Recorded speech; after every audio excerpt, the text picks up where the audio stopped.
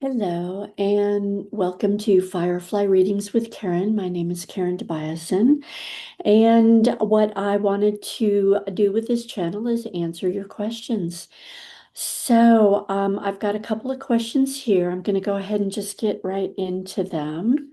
Nellie had left a question, and I'm just going to kind of read it out here. So, modern sources say there's no reincarnation, that each soul lives just one life. This is contrary to how I have experienced my journey. Am I just confused? And Nellie, thank you for asking this question. No, you're not just confused at all. So, in my understanding, our soul, I'm just going to say, was born. And we were born with certain purposes. And we continue choosing where we are going to go back. Sometimes we choose to have lives in other star systems. Sometimes we choose to come back down here. And so the way that I understand it is that we do reincarnate, we do keep coming back. Um, However, where it gets confusing with people saying there's no reincarnation, we just have one soul, we come back, we live one life. One way that one could look at that is that on the other side, on the spiritual side, there is no time, there's no linear time. So one could take a step back and look at all of our lives happening all at the same time, whether or not we're up in the star system, whether or not we're down here on planet Earth. And we could see, and the best way for me to describe it is it kind of, they all stack up. And so they're all happening simultaneously at the same time, assuming we are not in linear time. What is so beautiful about remembering our past lives or tapping into our past lives, which I believe, Nellie, you were talking about experiencing this, is when we are, in my perception, when we are navigating this life, oftentimes we will go back to a past life where we will either tap into a past life. It's almost kind of like our little tentacles go into a past life when we have a question about this life. And whether or not we're looking at, oh, my gosh, am I going to be okay? It feels really spooky wooky here. What will happen is oftentimes we will tap into a past life where we're experiencing something similar in nature to what we're experiencing now. And we will have a memory of navigating through. And that normally is because we stepped into our power, because we actually said no when we meant no, when we walked away, when we needed to walk away, and or that we just accepted whatever was happening in our life so that we took the charge out of it. And then our life could, kind of unpack itself, unfold itself in the way that it was meant to, based on our highest and best destiny. So sometimes in this life, in with the same concept that all of these lives happen at the same time simultaneously, and there is no linear time. So sometimes we are faced with something that we are very afraid of, that we get really, really afraid of. We are afraid we're going to die. And what we do is then tap our little tentacle into that past life. And it's normally one where, we are just, we spoke our truth. We did our role. We brought peace on earth.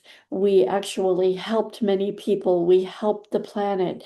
We helped animals, we whatever it was that we were doing.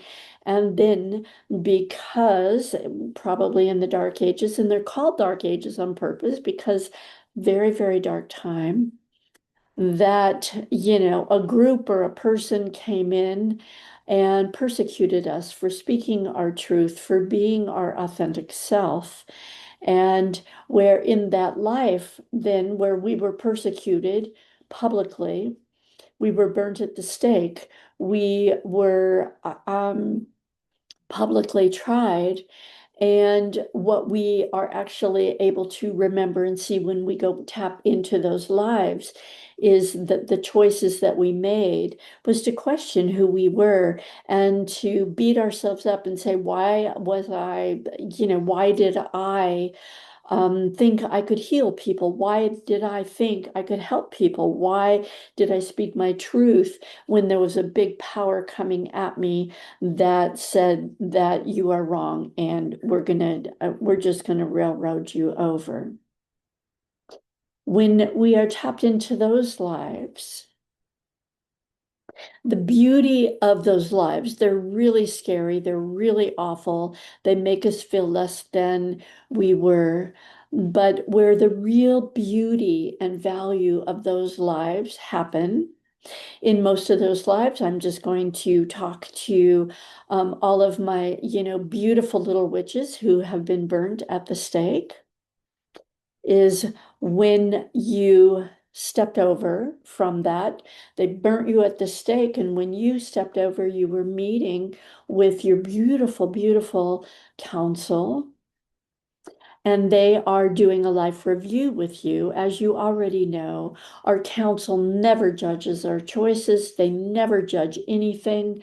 They are always just in like praise of every bit that we learned, in every way that we were able to grow our soul, in every way we were be able to help another human being, help the planet.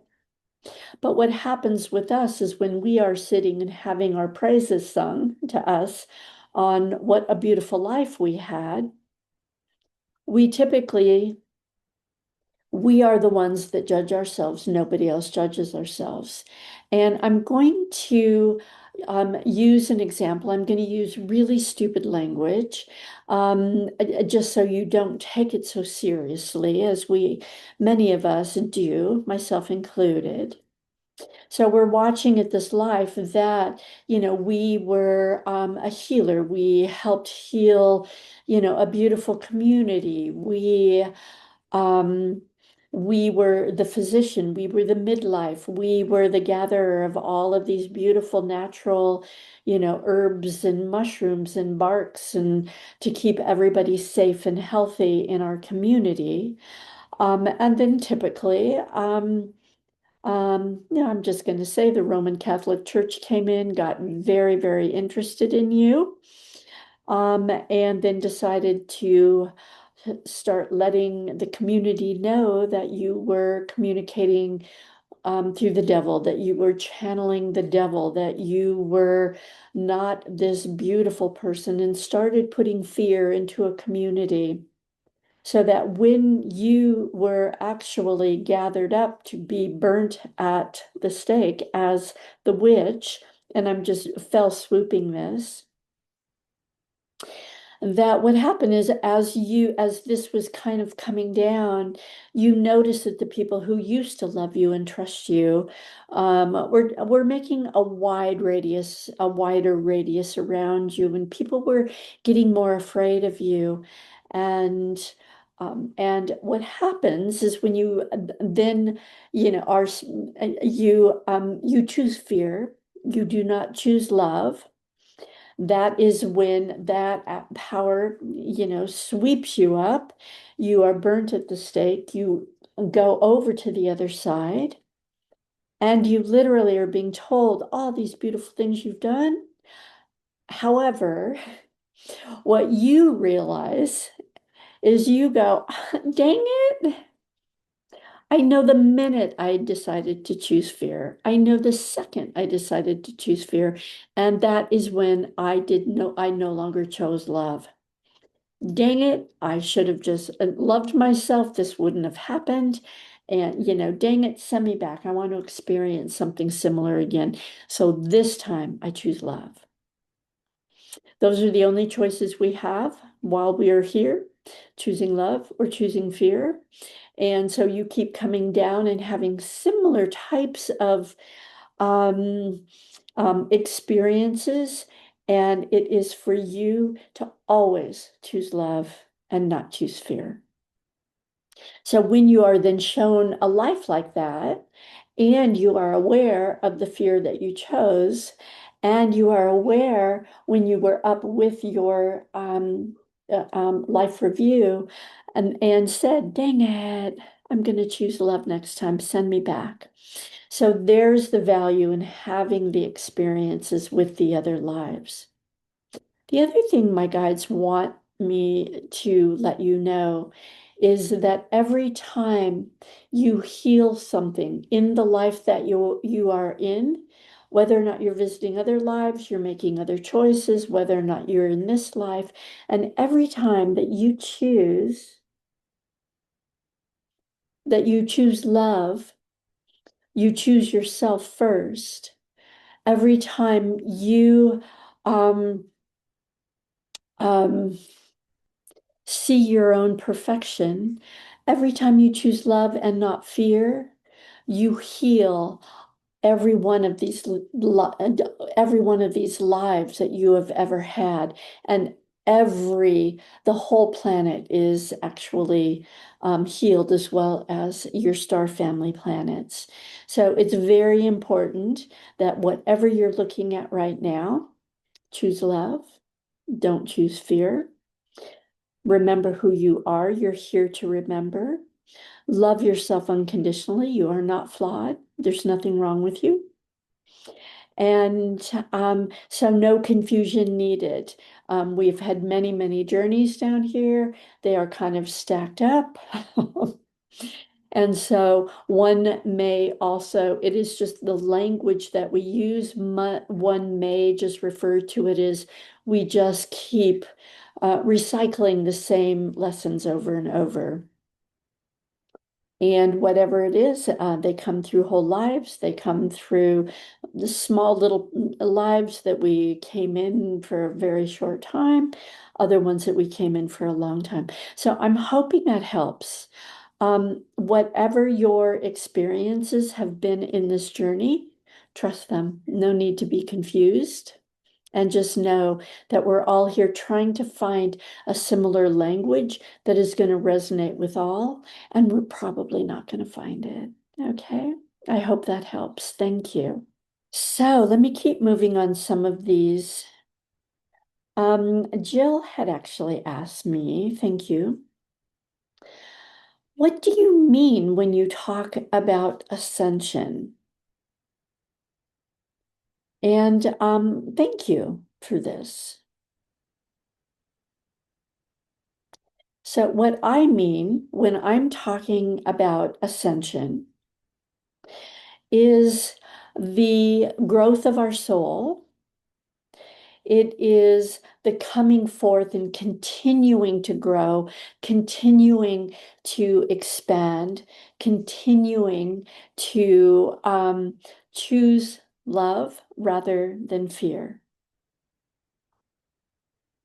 So I'm going to talk about this life at this time now, and I'm going to talk about this beautiful time in our history where we came forth at this time. All of the, I don't know anything about astrology, but all the astrology is lined up, everything is all lined up for us to step into being a spiritual being, being light and love in a physical body. So when most of us came forward, we came together at a time where, it really kind of felt slavey. We had our little slave shackles on, And we were told we had to work really hard. And the harder we worked, the more love we got. The harder we worked, the more attaboys we got. And if we work so hard and such long hours that if we got sick, they threw us a party. And I refer to those times as our slave experience on this on the planet at this time. So what happened just a while ago, and this is kind of, it happens for, there's waves of this that come out. So if you are listening to this, you are probably, your slave shackles are shut, are completely cut. You have navigated the feelings of everything you did that you learned to do in order to create, in order to bring money in order to bring love in order to do anything. It's when your shackles were cut. What happened is your body got really, really exhausted because of the light coming in. And what you learned is, oh, I need to get up, I need to move, I need to make something happen.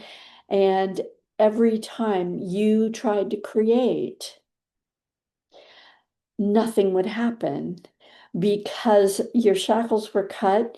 You were being asked to identify as your light source, as your energy source, and no longer your physical body. And you were being taught um, to recognize and honor your body as nothing more than just the beautiful vehicle that is going to usher you around this beautiful big blue marble for you to create what you've come in to create. And so, kind of depending on where you're at on your ascension, so the very first step was just recognizing that you are just your light source. You are just the energy. And that when you do that, you no longer have a supplicant relationship with God source, your guides, your angels, the gods and goddesses, all there is. But rather, when you were a slave, how you would communicate with your team is you would kind of go, oh, please, please, please, please, please, tell me my next step. And then you would get really quiet and you would be given your next step. When your slave shackles were cut and you were being asked to identify as a God source creator, what happened is many of you also felt like God had lost your file because you go, please, please, please help me, give me the next step. And your team standing behind you, God source, all there is, would throw up their hands and go, no, we don't know what you need down here. The difference between you and us, and the only difference between you and us, is that you chose in this life to come down to collect data as to what you needed in order for you to bring peace on earth. None of us have been down on the planet. We haven't been down there. We have no idea what you need. So you need to co-create with us. And how do you co-create? You let your team. I'm very disrespectful. So I always just ask my team to belly up. I ask all the ascended masters. I ask anybody on my team, all of, the archangels, God, source, all there is. I basically say belly up, wings up. Here's what I want. I want, and I normally start with the creation with your teams. The easiest way to do it is let them know how you want to feel. If you are feeling financially vulnerable, if you are feeling not safe, if you're feeling not protected, that is the very first thing that you do is you ask, I want to feel financially safe. I want to feel financially protected. I want to feel that beautiful, beautiful blossoming, that all is very well. And this is what I want. And it is all up to you to figure out how to do it. So you go figure out how to do it. And all I'm going to do is send it off to you. I want you to show me proof that you're working on it because I'm not a trusting person now. I feel a little bit vulnerable. And I'm going to go take a nap and reboot and reset and have some of this stuff move over. And you just keep giving me the proof that you're working on whatever this is. So that's what we were actually being asked to do. So when I'm talking about ascension, I'm talking about every next step to the ascension process. And every next step is our teams are training us how to ascend and create with them. Because if you are here now, you have volunteered, you look down, you basically said, I am the best candidate. I have been here many times. I know this. I am the perfect person to bring a peace on earth. So bring it on. I'm coming on down. And you would not have been allowed to come down if you did not have all the experience, all the wisdom, everything that you need in order to be successful. So our team is always stepping us forward and teaching us the next step in ascension. So thank you for that. And it's just stepping into being your God source, just being your light source, not identifying as your physical body, but knowing your only job is when your physical body is tired, when it needs more rest, whatever it needs, that is your only job to your physical body. And it is a recognition that you've never done anything wrong. You are not flawed. You are absolutely perfect. And so many of us right now are learning, we are being taught that when the spooky wookies come in, like, who do I think I am? I can't do this. Whatever, or you're tapping into a past life where you were persecuted. All you're being asked to do is invoke the very first spiritual law, according to me. And that is everything sent back to the light must go. So just send it back to the light. Trust that it will go. Take a nap, reboot, reset. Allow that weather front to move overhead. And then go back in and create what you want instead with your team. I want to feel just a little bit safer. I want to feel just a little bit better. I want to feel just a little bit more upbeat. I want to feel a little bit more hopeful. I want to feel a little bit more peaceful. And that is all that your responsibility is to do at this point. So thank you for that question. I have another question. What are signs of one's personal spiritual growth? Wow, what a beautiful.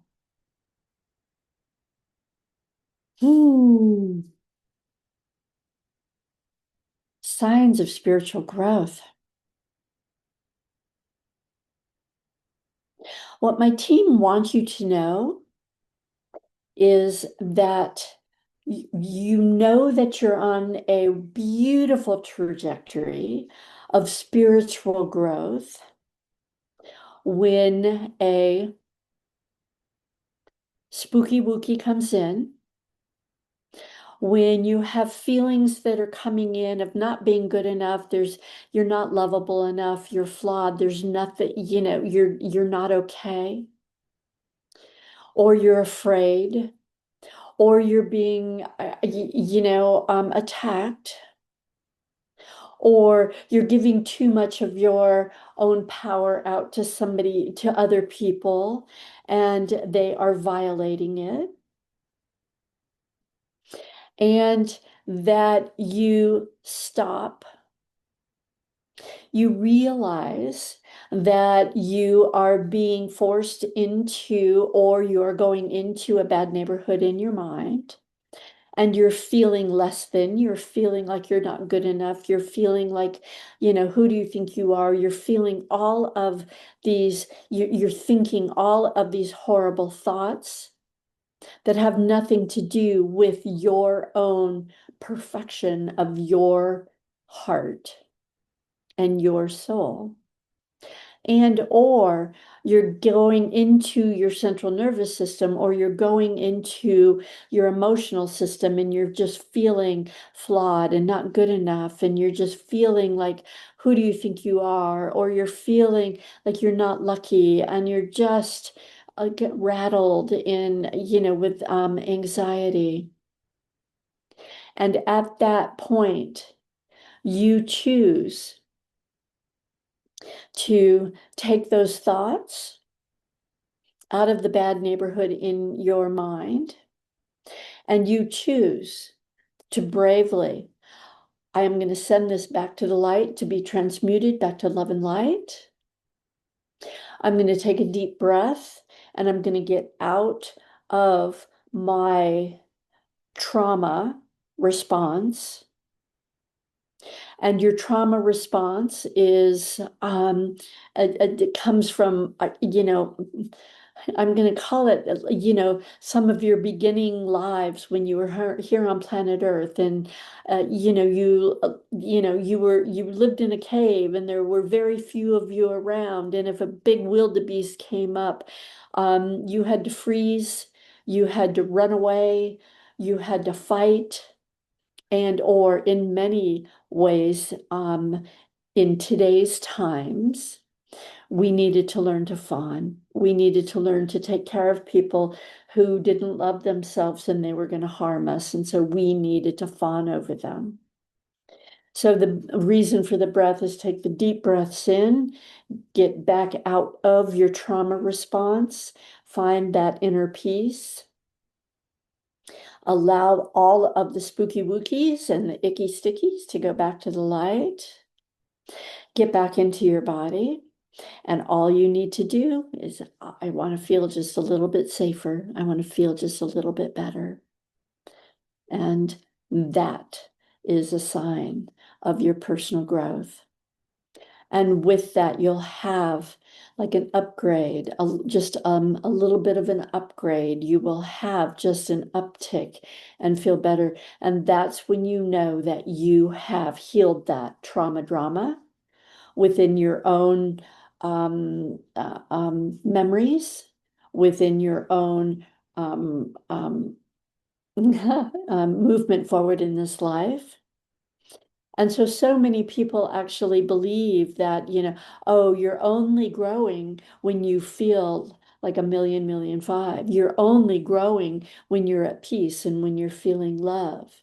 And what my team wants you to know is that you are really growing when you are taking the spooky wookies, you're sending them back to the light, you are creating over them, you are taking beautiful care of yourself, and you are upgrading and upticking every time you do that, that growth is accumulative. And by doing that over and over and over is where you have the beautiful breakthroughs and epiphanies on just how magical and beautiful, and you have the memory of what a beautiful being you are and why you were given permission to be here now at this time for your soul to ascend to a place where there's never been an opportunity on this planet ever to grow as much as you are and will continue growing on this planet at this time. Thank you for that question. The next question I have is, how can I be sure of my next move? How do I know it's the right move?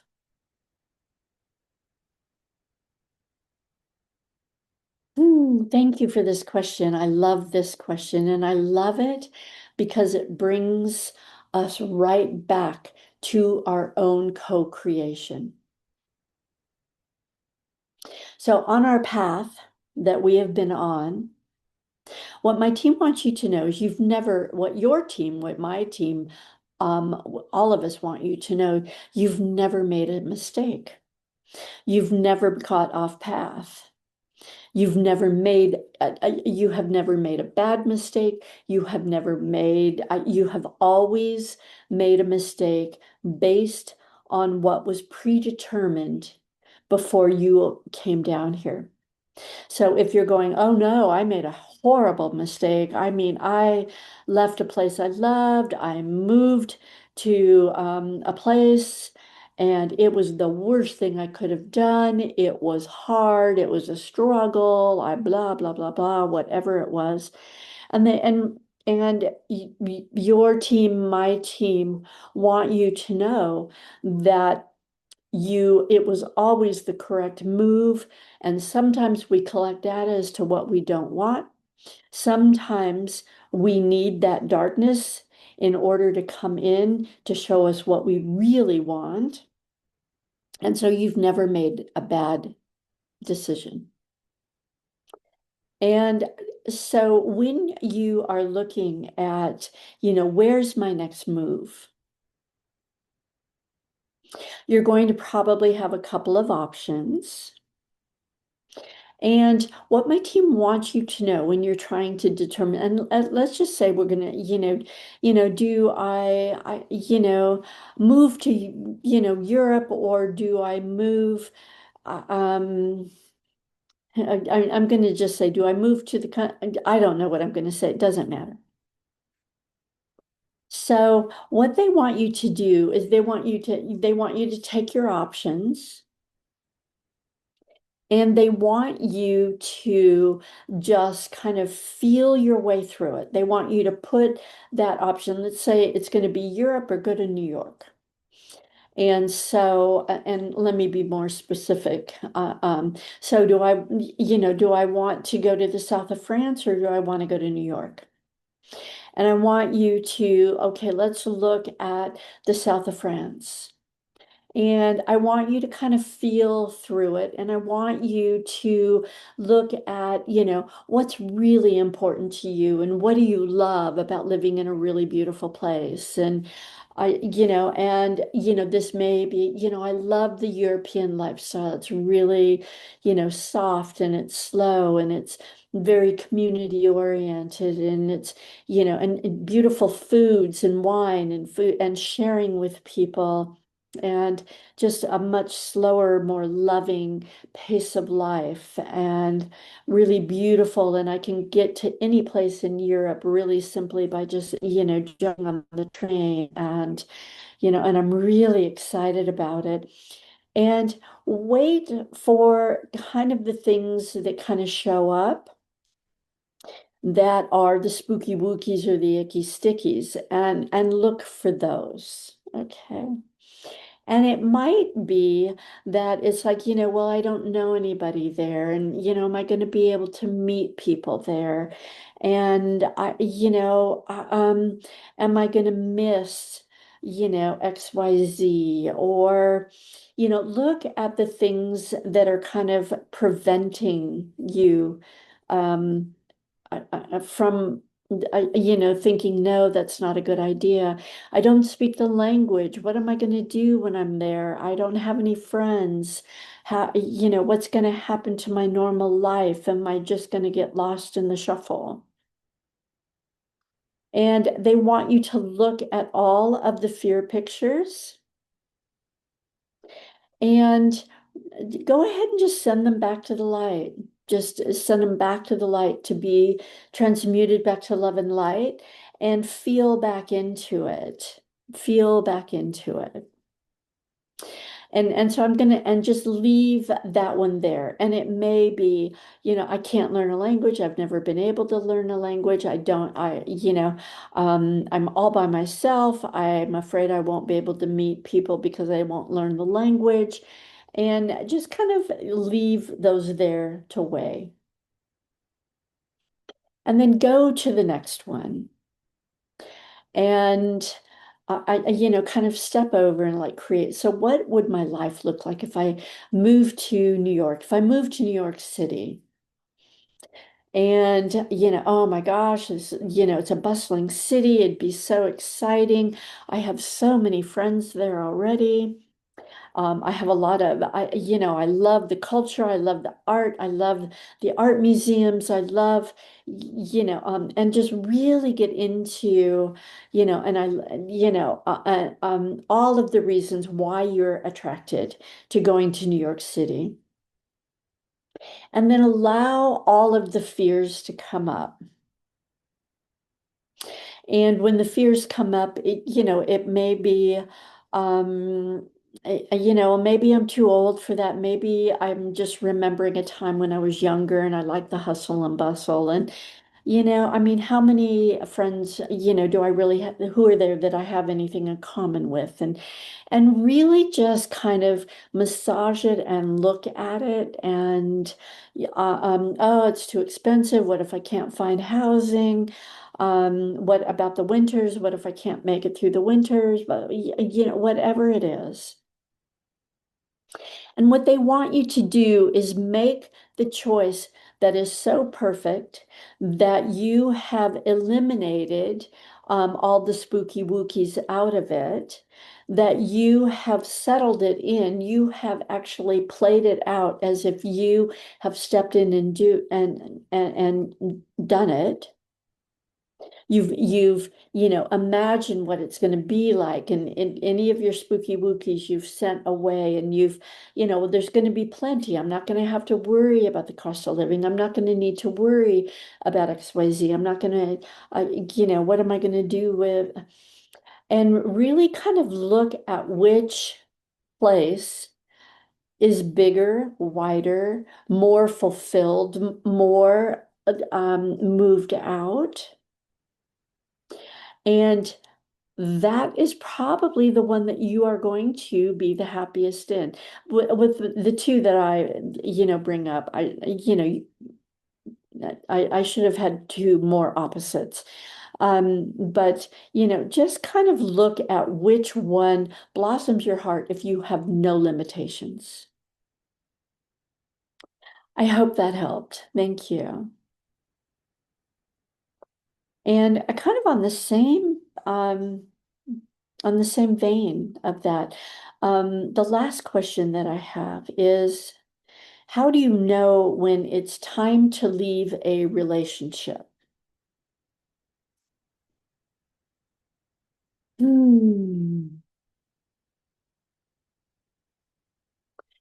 If you are in danger, if your family's in danger, if your children are in danger, if your beautiful animal friends are in danger, it's time to go. If you are being physically abused, if your children are being physically abused, if your animals are being abused, it is time to go. And let me talk about the contracts of relationships. So many of us, we just dream of finding our soulmate and, coming together and having this beautiful life. And just know that when you and your soulmate meet, or when you were creating your lives from the other side and then decided to come down, meet, and come together,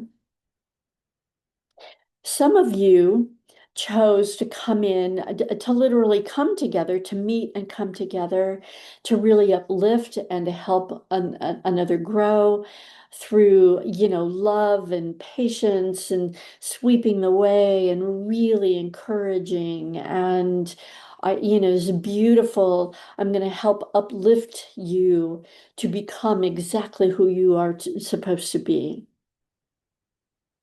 And some of us come together, we choose to come together to mirror one another and mirror one another with, it's like, I'm going to trigger you for you to grow. I'm going to poke sticks at you for you to step up. And in those cases, it is a very satisfying relationship, but it's a hard relationship where maybe you feel like there's always hot pokers being stuck at you to grow and move and change and become more of who you are. And you, through your eyes, you look at this beautiful partner who is not stepping up to their potential. They are not working on their stuff. They are not doing what what you see so clearly that they need to do.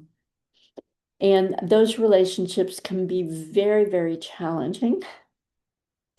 And they can also be very satisfactory. We don't know what's going to happen with free will. If you are with a partner that you feel like you have outgrown, that you have been doing your work, that you are stepping into your power, that you are getting out into the world in the way that you are meant to be, that you are having this beautiful life, and that you are with a partner who, free will, they have chosen not to move.